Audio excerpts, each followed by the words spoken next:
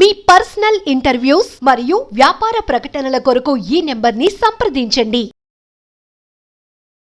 అందరికీ నమస్కారం. నేను మీ ఆయుర్వేద డాక్టర్ చిట్టిపొట్ల మధుసూదన శర్మని.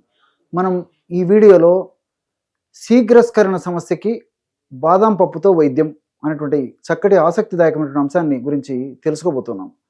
గత కొన్ని వీడియోలో కూడా శృంగారానికి సంబంధించినటువంటి వివిధ రకాలైనటువంటి సమస్యలకు సంబంధించి, అదేవిధంగా వాటికి ఎలాంటి పరిష్కారాలు మనకే మనం చేసుకోవాలి, అట్లే శృంగారానికి సంబంధించినటువంటి అనేక రకాలైనటువంటి అపోహలు, అనుమానాలని నివృత్తి చేయడం, అదేవిధంగా ఎలాంటి భయాలు శృంగారానికి సంబంధించి చాలామందిలో ఉంటాయి అనేటువంటి వాటి గురించి ప్రస్తావించి, మరి అది ఎందుకు ఆ విధంగా భయం కలుగుతుంది అనేటువంటి వివరాల గురించి తెలియజేయడం, అదేవిధంగా ఎన్నో రకాలైనటువంటి సందేహాలకు సంబంధించి చక్కటి సమాధానాలను, శాస్త్రీయమైనటువంటి సమాధానాన్ని తెలియజేయడం జరిగింది. ఈ వీడియోలో కూడా మరొక విషయాన్ని, శాస్త్రీయమైనటువంటి విషయాన్ని ప్రస్తావించి, తర్వాత ఈ శీఘ్రస్కరణ సమస్యకి ఎలాంటి ఆయుర్వేద ఔషధాన్ని, ప్రకృతిలో దొరికేటువంటి ఔషధాన్ని మనం తయారు చేసుకుని వాడుకోవచ్చో తెలుసుకోబోతున్నాం. షుగర్ వ్యాధి గ్రస్తుల్లో శృంగార కోరికలు తక్కువగా ఉంటాయి. మిగతా వాళ్ళతో పోల్చుకుంటే, అంటే మిగతా వాళ్ళలో కూడా చాలామందిలో శృంగార కోరికలు వివిధ రకాలైనటువంటి కారణాల వల్ల తక్కువ ఉంటాయి. మరి షుగర్ వ్యాధి గ్రస్తుల్లో మిగతా వాళ్ళతో పోల్చుకుంటే ఎక్కువ మందిలో, ఎక్కువ శాతం మందిలో ఎక్కువగా ఉండేటువంటి అవకాశం ఏర్పడుతూ ఉంటుంది. శృంగార కోరికలే సరిగ్గా ఉండేటువంటి పరిస్థితి ఉండదు. ఎప్పుడైతే శృంగార కోరికలు ఉండవో సర్వసాధారణంగా 100లో 99% మందిలో మరి అంగస్తంభన కూడా ఉండేటువంటి పరిస్థితి ఉండదన్నమాట. అంగస్తంభన లేకపోయేసరికి శృంగార కార్యక్రమం జరగదు, రతి కార్యక్రమం కూడా జరగదు. ఇలా ఒకదానికొకటి అనుసంధానించబడి ఉంటాయన్నమాట. మరి ఈ షుగర్ వ్యాధిగ్రస్తుల్లో షుగర్ కంట్రోల్లో ఉంచుకోవడం చాలా చాలా అవసరం. ఈ షుగర్ వ్యాధిగ్రస్తులు ఎలాంటి ఆహారం తీసుకోవాలంటే, వీళ్ళు ప్రోటీన్ ఎక్కువగా ఉన్నటువంటి ఆహారాన్ని బాగా తీసుకుంటూ ఉండాలన్నమాట. అంటే ఈ కార్బోహైడ్రేట్స్ ఉన్నటువంటి ఆహారాన్ని మరి బాగా తగ్గించే వాడుకోవాలి. దానివల్ల మరి షుగర్ కూడా చాలా మంచిది, షుగర్ బాగా కంట్రోల్ అనేటువంటి అవకాశం ఉంటుంటుంది. కాబట్టి మరి ప్రోటీన్ ఉన్నటువంటి ఆహారం బాగా తీసుకోవాలి.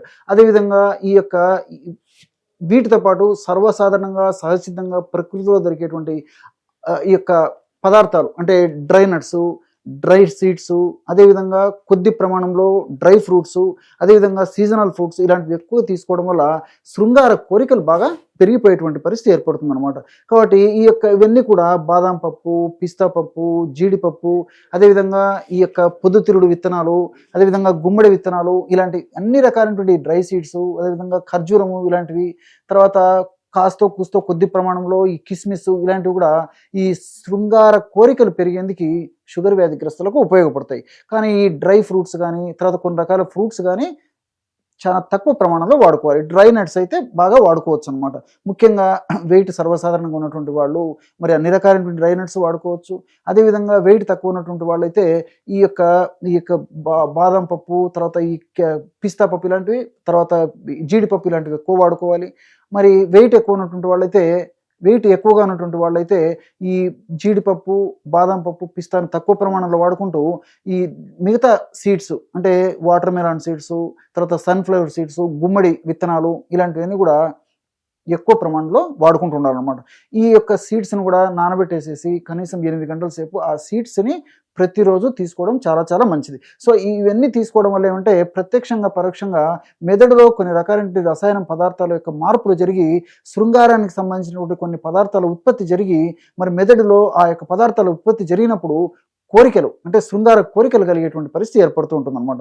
అంతేకాకుండా దీని యొక్క ప్రభావం చేత ఈ పురుషుల్లో బీజాల్లో టెస్టోస్టెరాన్ అనేటువంటి హార్మోన్ ఉత్పత్తి కూడా బాగా పెరిగిపోతుంది. ఇలాంటి అనేక రకాలైనటువంటి ఫలితాలు సహజసిద్ధంగా ఈ విధంగా మనకు దొరికేటువంటి ఈ డ్రై నట్స్, అదేవిధంగా కొన్ని రకాలైన డ్రై ఫ్రూట్స్ వీటిలో బాగా ఉంటాయన్నమాట. అదేవిధంగా ఈ వెజిటబుల్స్ వీటిల్లో, అదేవిధంగా ఈ ఫ్రూట్స్లో కూడా ఇప్పుడు దానిమ్మ బాగా వాడుకోవచ్చు షుగర్ వ్యాధిగ్రస్తులు. అదేవిధంగా ఈ వాటర్ మిలాన్, అంటే కర్బూజా పండు అంటారు, కొన్ని ప్రాంతాల్లో కరింగిరి పండు అని చెప్తుంటారు, కర్బూజా. సో ఈ పుచ్చకాయ అని చెప్పేసి చెప్తుంటారు. సో ఈ పుచ్చకాయను బాగా తరచుగా వాడుకోవచ్చు. పుచ్చకాయ కూడా ఈ సీజన్లో మరి సీజన్తో నిమిత్తం లేకుండా సంవత్సరం అంతా దొరుకుతుంది. కాబట్టి ఈ ముఖ్యంగా షుగర్ వ్యాధిగ్రస్తులు ఆ కోరికలు బాగా ఉండాలంటే మరి ఈ యొక్క పుచ్చకాయ, అదేవిధంగా దానిమ్మ పండు కనీసము ఒక రోజు అది, ఒక రోజు ఇది కానీ, వారంలో కొన్ని రోజుల పాటు ఈ దానిమ్మ రసం, కొన్ని రోజుల పాటు పుచ్చకాయ తీసుకోవడం కానీ ఇలాంటివి చేయడం వల్ల కూడా మరి కోరికలు బాగా పెరిగేందుకు అవకాశం ఉంటుంది. సరే, ఇది నాణానికి ఒకవైపు. మరి శీఘ్రస్కరణ సమస్యకు సంబంధించి మనం ఎలాంటి ఔషధాన్ని తయారు చేసుకోవాలంటే చాలా ఈజీ, అందరికీ తెలిసినటువంటి పదార్థాలతోనే బ్రహ్మాండమైనటువంటి ఔషధం తయారు చేసుకోవచ్చు. అసలు శీఘ్రస్కరణం అనేటువంటి విషయాన్ని గురించి మనం చెప్పుకున్నప్పుడు కొంత అవగాహన కోసం మరొక విషయం కూడా చెప్తాను. స్ఖలనం అంటే పురుషుల్లో శృంగారపరమైన కోరికలు కలిగినప్పుడు విడుదలయ్యేటువంటి ఆ యొక్క వీర్యం ఏదైతే ఉందో దాన్నే స్ఖలనం, వీర్య స్ఖలనం అనేటువంటి పేరుతో చెప్తూ ఉంటారు అనమాట. ఇది 3 పద్ధతిలో ఉంటూ ఉంటుంది. కొంతమందికి ఈ స్ఖలనము త్వరగా జరిగితే, కొంతమందికి డిలేడ్, చాలా లేటుగా జరిగిపోతుంది. కొంతమందికి ఎంతసేపు శృంగారంలో పాల్గొన్నప్పటికీ అసలు స్ఖలనం కూడా జరగకపోయేటువంటి పరిస్థితి ఏర్పడుతూ ఉంటుంది. సో ఇవన్నీ కూడా శాస్త్రీయంగా మీరు తెలుసుకోవాలన్నమాట. మరి శీఘ్రస్కరణ సమస్య, ప్రీమేచ్యూర్ ఎజాకులేషన్ అనేటువంటి పేరుతో పిలిచేవాళ్ళనమాట. ఈ మధ్య కాలంలో గత కొన్ని దశాబ్దాల నుంచి, లేకపోతే ఈ వెరీ రీసెంట్ కాలం నుంచి దీన్ని అర్లీ ఎజాకులేషన్ అనేటువంటి పేరుతో కూడా శాస్త్రజ్ఞులు పిలుస్తున్నారు అనమాట. అర్లీ ఎజాకులేషన్ అన్న, ప్రీమెచ్యూర్ ఎజాకులేషన్ అన్న ఆ యొక్క విషయం మాత్రం ఒక్కటే అనమాట. ఈ యొక్క ఔషధాన్ని ప్రీమెచ్యూర్ ఎజాకులేషన్ లేదా శీఘ్రస్కరణ సమస్య అంటే కోరిక వచ్చినప్పుడు స్త్రీ యొక్క స్పర్శ తగిలినటువంటి వెంటనే కానీ, లేకపోతే అంగప్రవేశం జరగకముందే కానీ, అంగప్రవేశం జరిగిన తర్వాత 1-2 స్ట్రోక్స్కే వీర్యం స్ఖలింపబడేటువంటి పరిస్థితి ఏదైతే ఉందో, అసంతృప్తికరంగా ఉండేటువంటి పరిస్థితి ఏదైతే ఉందో దాన్ని శీఘ్రస్కరణ సమస్య అనేటువంటి పేరుతో చెప్తారు. మరి దీనికి ఔషధాన్ని ఎలా తయారు చేసుకోవాలంటే తాటి బెల్లము ఒక 100 గ్రాములు తీసుకోండి. అదేవిధంగా బాదం పప్పును కాస్త వేయించేసేసి పౌడర్ చేసి ఒక 50 గ్రాములు తీసుకోండి. మిరియాలను పొడి చేసేసి ఒక 10 గ్రాములు తీసుకోండి. తాటి బెల్లం 100 గ్రాములు, బాదం పప్పు పొడి ఒక 50 గ్రాములు, మిరియాల పొడి 10 గ్రాములు. ఈ 3 పదార్థాలను బాగా కలిపేసి ఒక గాజు సీసాలో నిల్వ ఉంచుకొని రోజు రాత్రి పడుకునేటప్పుడు ఒక కప్పు పాలల్లో, అంటే ఒక 200 ml పంచదార ఇలాంటివన్నీ కలపకుండా ఉన్నటువంటి పాలల్లో కాస్త కొద్దిగా నెయ్యి, ఆవు నెయ్యి దొరికితే మరీ మంచిదన్నమాట. ఈ యొక్క మనం తయారు చేసుకున్నటువంటి ఈ యొక్క పదార్థం ఏదైతే ఉందో ఈ యొక్క పదార్థాన్ని ఒక టీ స్పూన్ కలిపేసేసి సేవించాలి.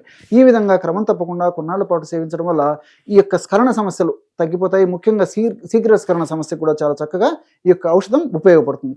ఈ యొక్క తాటి బెల్లాన్ని మాత్రం మరి షుగర్ ఎక్కువగా ఉండడము, అదేవిధంగా HbA1c ఎక్కువగా ఉండేటువంటి పరిస్థితి ఉన్నటువంటి వాళ్ళైతే మాత్రం తాటి బెల్లాన్ని మినహాయించి మిగతా 2 పదార్థాలతోనే, అంటే బాదం పప్పు, మిరియాల పొడి కలిపి తయారు చేసుకున్నటువంటి ఔషధాన్ని ఒక 1/2 టీ స్పూన్ వరకు ఒక పాలలో కలిపి సేవిస్తే సరిపోతుంది. చూశారు కదా, ఎటువంటి చక్కనైనటువంటి అంశాలని, శృంగారానికి సంబంధించినటువంటి విషయాలని మీరు ఈ వీడియోలో తెలుసుకున్నారో. మరొక వీడియోలో మరొక అంశంతో మళ్ళీ కలుద్దాం. అంతవరకు నమస్కారం. మీ చిట్టిపొట్ల.